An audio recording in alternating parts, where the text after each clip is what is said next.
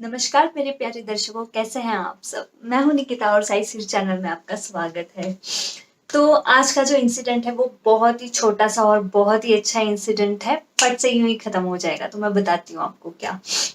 एक ऐसा ही दिन था कि यूजुअल डे था, मैं उठी और उस दिन भी गुरुवार ही था। बट पता नहीं कि उस दिन मेरा कुछ भी काम करने का मन नहीं कर रहा था, पढ़ाई करने का मन नहीं कर रहा था, ना ही कोई फाइल्स कंप्लीशन करने का मन था, मतलब कुछ भी नहीं, ना खाना बनाना, कुछ नहीं, एकदम डल सा महसूस हो रहा था।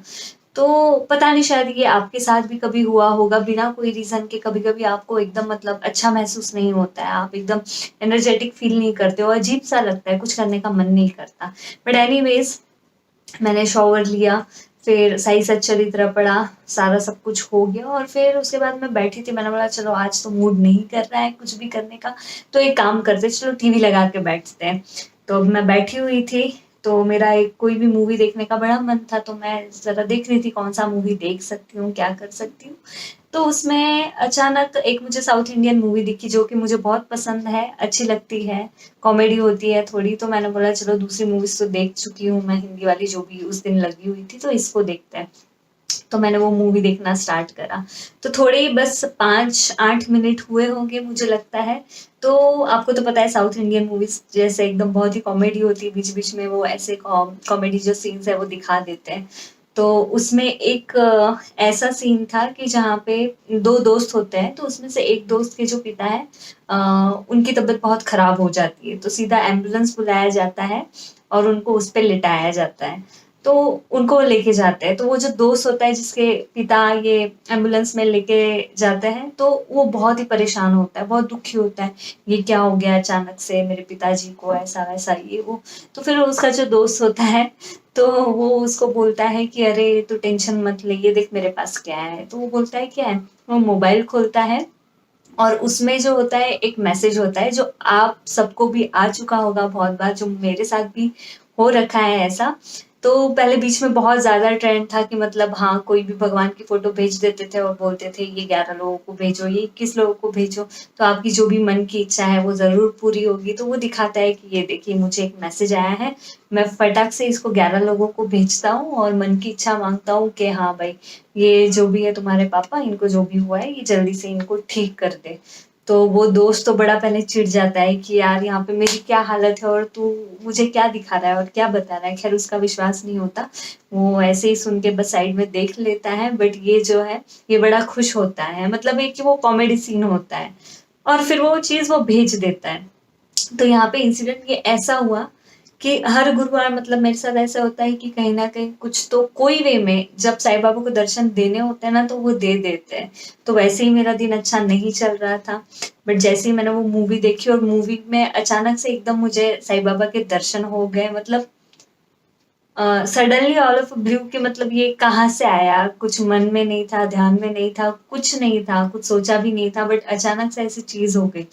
तो जब वो साईं बाबा ने उस तरीके से वो जो दर्शन दिए और फिर एक इंडिकेशन दिया, बताया कि हाँ, मैं तो तुम्हारे साथ हूँ, क्या हुआ तुम्हें? आज सारा सब कुछ ठीक है।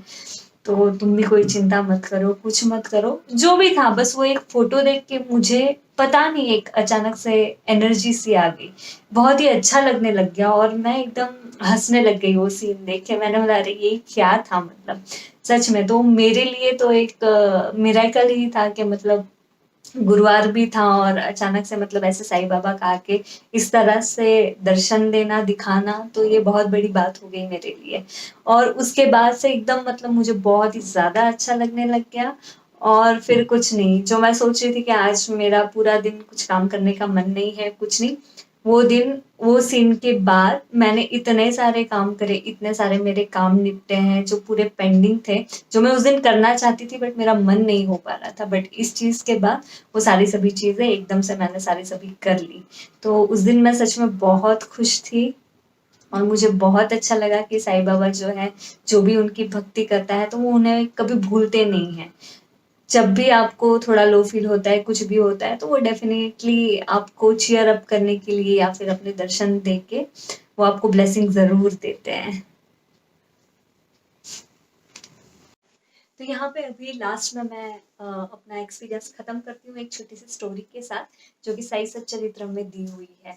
एकादशी के निमित्त ये स्टोरी मैं आपको बता रही हूँ। तो इसमें ऐसे होता है, एक बहुत ही अच्छे बड़े डिवोटी होते हैं साईं बाबा के, जिनका नाम था नाना साहेब चांदोरकर। तो एक मामलतदार थे नंदुरबार में, जो कि खानदेश में पड़ता है। अचानक से उनको पता चलता है कि उनका ट्रांसफर हो गया, तो उनका ट्रांसफर जो है वो पंढरपुर में हुआ। तो वो बहुत ही ज़्यादा खुश हो गए थे, क्योंकि पंढरपुर को वैकुंठनाथ ऐसे भी कहा जाता है, जिसका मतलब है कि it's a heaven on earth, मतलब एक बहुत ही सुंदर और विट्ठल की जगह है वो। तो उनको बहुत ही अच्छा फील होता है, उनको लगता है कि अरे वाह, पंढरपुर जाना है। तो वो जो क्या करते हैं, वो किसी को बिना बताए फटक से ऑर्डर ले लेते हैं और पंढरपुर चले जाते हैं। बट उनके मन में होता है कि नहीं, साईं बाबा को मुझे यहाँ पे लाना है, उनको यहाँ पे कुछ दिन रखना है, उनकी सेवा करनी है। तो जो भी है, मैं सरप्राइज उनको दूंगा, एक दिन जाऊंगा और उन्हें अपने साथ जरूर लेके जाऊंगा। तो ये चीज बातें किसी को भी पता नहीं थी, एक्सेप्ट साईं बाबा जी। उन्हें तो सारी सभी चीजें पता होती है कि हमारे उनके जो डिवोटीज हैं, उनके दिमाग में क्या चल रहा है, वो क्या सोच रहे हैं, उनके साथ क्या हुआ है। तो साईं बाबा को पता था कि एक दिन जो है, ये चांदोरकर जी आने वाले हैं यहाँ पे शिरडी में, और मुझे ले जाने वाले हैं यहाँ से। तो फिर ऐसे ही एक दिन वो अचानक जो है, उनके जो भी है अप्पा साहेब दोस्त थे, कोई शिंदे करके थे, ऐसे 2-3 जनों को लेके वो एक नीम ट्री के नीचे बैठ गए, और वहां पे ना एक भजन गाने लग गए विठोबा जी का। तो वो भजन कुछ ऐसा था कि हाँ, मेरा दिल कर रहा है कि मैं पंढरपुर जाऊं, विठू से मिलूं, वहां पे बैठूं, वहां पे कुछ दिन रहूं, उनकी सेवा करूं, वहां पे मेरे भगवान हैं। तो यही लाइन सारे सभी भी उनके साथ दोहरा रहे थे। तो दोहरा रहे थे, उसमें ऐसे हुआ कि चांदोरकर जो थे वो निकल गए थे शिरडी के लिए, और जैसे ही मतलब थोड़े पास में आ रहे थे, तो वैसे ही साईं बाबा जी को पता चल गया, तो उन्होंने और जोरों शोरों से ये भजन जो है वो बोलना स्टार्ट कर दिया। फिर फाइनली जब एक बार ही वहां पे वो पहुंच गए चांदोरकर जी, तो उन्होंने साईं बाबा से बोला कि बाबा ऐसे ऐसे है, देखो, तो मेरी ट्रांसफर हो गई है, तो मुझे बहुत खुशी हो रही है, और मैं चाहता हूँ कि आप मेरे साथ आए, रहे, और मैं आपकी सेवा कर पाऊँ, तो मुझे बहुत अच्छा लगेगा। तो साईं बाबा बस हंस पड़े, और उनके साथ जो उनके लोग बैठे हुए थे, बाकी सारे डिवोटीज बैठे हुए थे, उनके दोस्त बैठे हुए थे, वो सारे सभी एकदम से खुशी से एकदम ये हो गए कि अरे, ये कैसे हो सकता है, मतलब अभी हम यही भजन गा रहे थे, और साईं बाबा का बड़ा मन हो रहा था कि उनको पंढरपुर जाना है और वहां पे कुछ दिन रहना है, और ये देखो, यहाँ पे ये चांदोरकर जी आते हैं और बोलते हैं कि ऐसे ऐसे मेरे साथ हुआ है, तो आपको मेरे साथ आना है।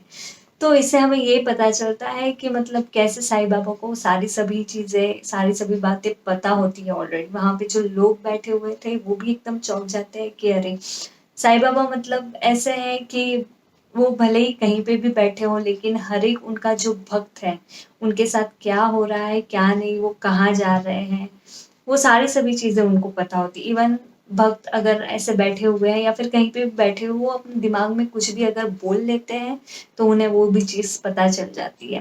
वो उनका माइंड जो है वो बहुत ही अच्छी तरह से रीड कर लेते हैं। तो ये एक बहुत ही अच्छी बात थी। तो एकादशी के निमित्त बस यही एक छोटी सी स्टोरी आपके साथ शेयर करनी थी, तो इसलिए मैंने ये बता दी। तो चलिए, thank you so much for watching. Om Sai Ram.